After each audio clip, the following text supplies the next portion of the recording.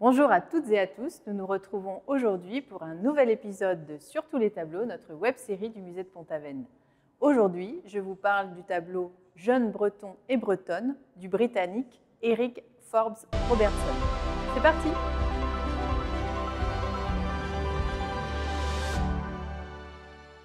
Fils d'un historien d'art, Eric Forbes Robertson, comme bon nombre de ses compatriotes, parfait sa formation artistique à Paris à l'Académie Julian en 1885.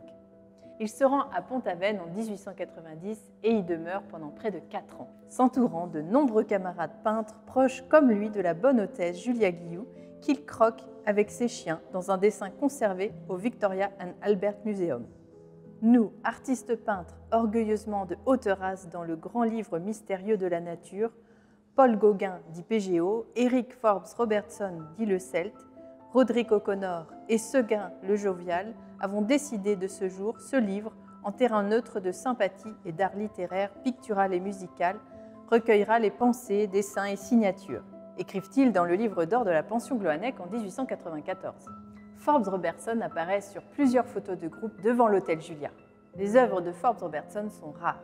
Celles-ci, récemment acquises par le musée de Pont-Aven, témoignent du fait que cet artiste, s'éloignant de l'académisme de ses premiers tableaux, ne copie pas pour autant servilement la leçon de Gauguin, dont il ne fait la connaissance qu'en 1894, mais fait preuve d'originalité. Sa touche en zébrure le rapproche d'ailleurs plus de l'Irlandais Roderick O'Connor.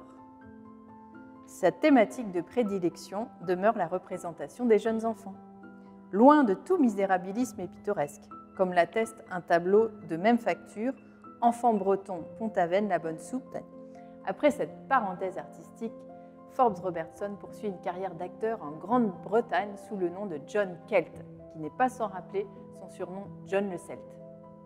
C'est tout pour aujourd'hui, nous vous attendons en salle pour découvrir ce tableau et à très vite pour un nouvel épisode de Sur tous les tableaux.